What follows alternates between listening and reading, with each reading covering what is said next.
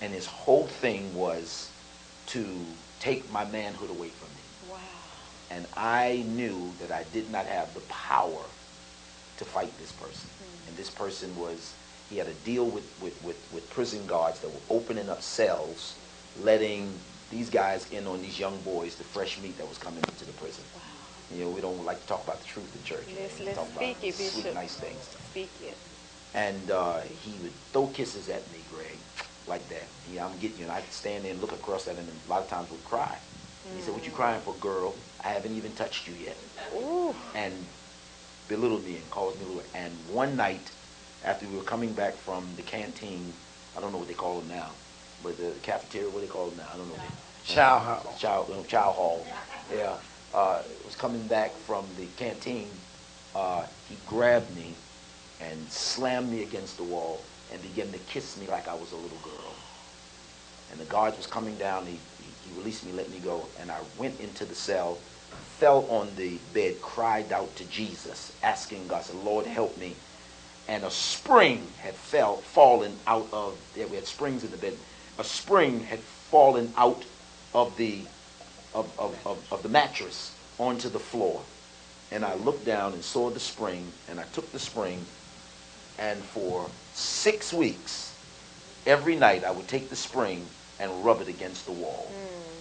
6 weeks, 7 weeks later, that spring was as flat as a knife. And I would prick myself, and they would give me Band-Aids.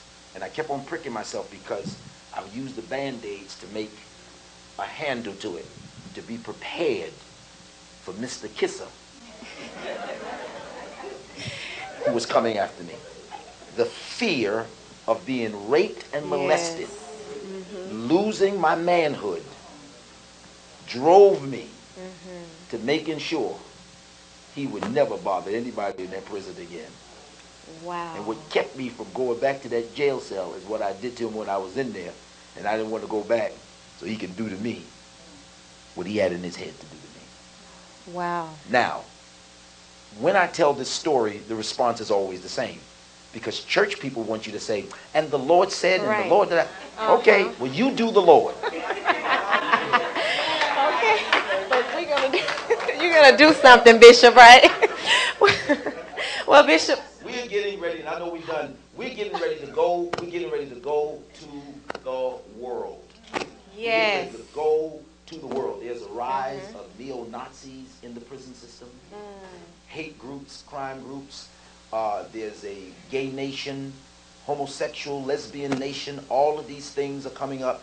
And when they come out of that world, they're coming into the only world that would receive them at a drop of a dime, and that's the church.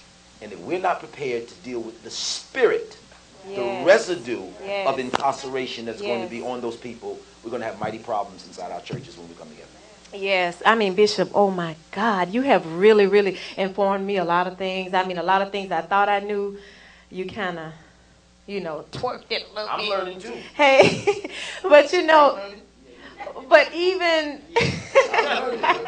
but Bishop, even, not even prison, like a physical prison, but a lot of people in the church are just mentally in prison in their mind, and they're free walking around. One of the things that we certainly are appreciative of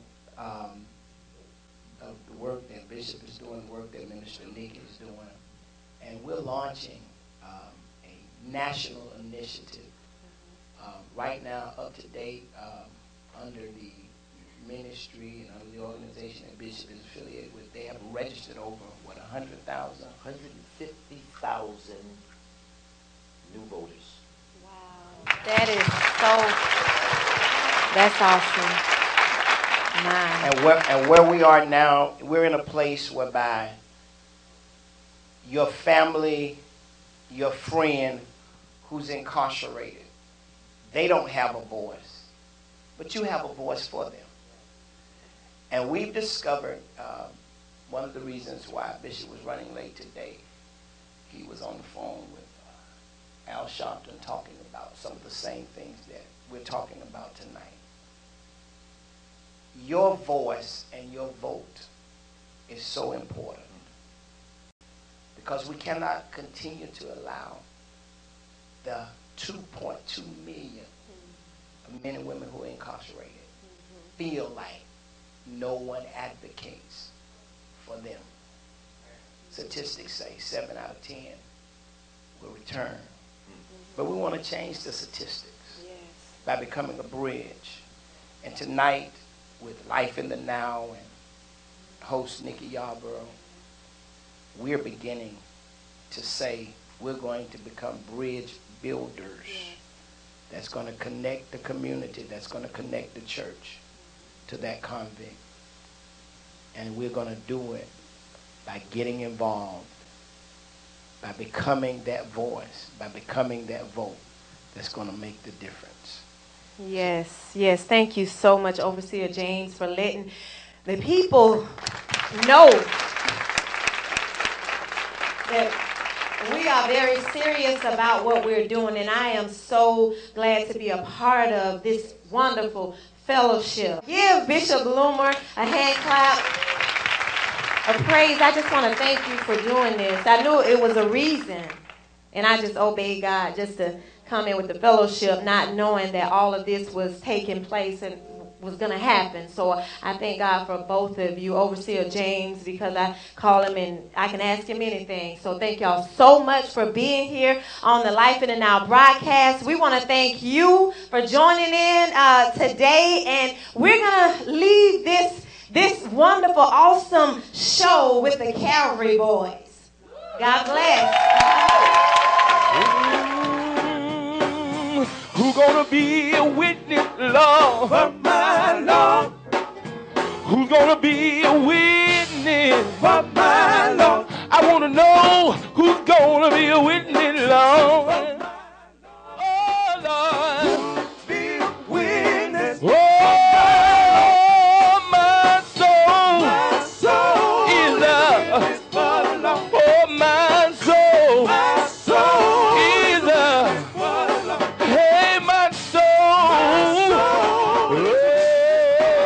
my soul is a witness. My soul is a witness. My soul is a witness. A witness for the Lord. Let me tell you why I'm a witness for the Lord. He's been too good to me, and I just can't tell it all. But let me tell you one thing that the Lord done for me. Woke me up this morning. Woke me right on time. Had my health.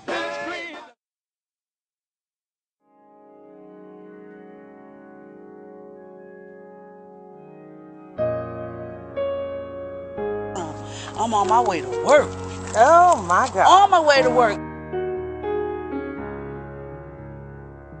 I'm not worried about who can I find to trick with. I'm not worried about if I can find the dope boy that I spend all my money with to get something free. I don't have to worry about that because I know God has provided me with employment. I always wanted to be the one to go back to prison and tell women that I've been delivered from a 26-year addiction to crack. You know, and if you do it for me, you'll do it for you. Because it makes a big difference when you're hearing it come from somebody who's been there and done that. I just relaunched my ministry here in Tallahassee, and I was asked to volunteer at the prison. As soon as I went in, I didn't see what I expected to see. I saw a mother, I saw a sister, I saw grandmothers, I saw the family unit. We need a whole lot of volunteers. There's a lot of people who have family that are in there and they want to help but they don't know how. And this is an opportunity for everybody to pitch in and come together and help once they are released to help them get back on their feet.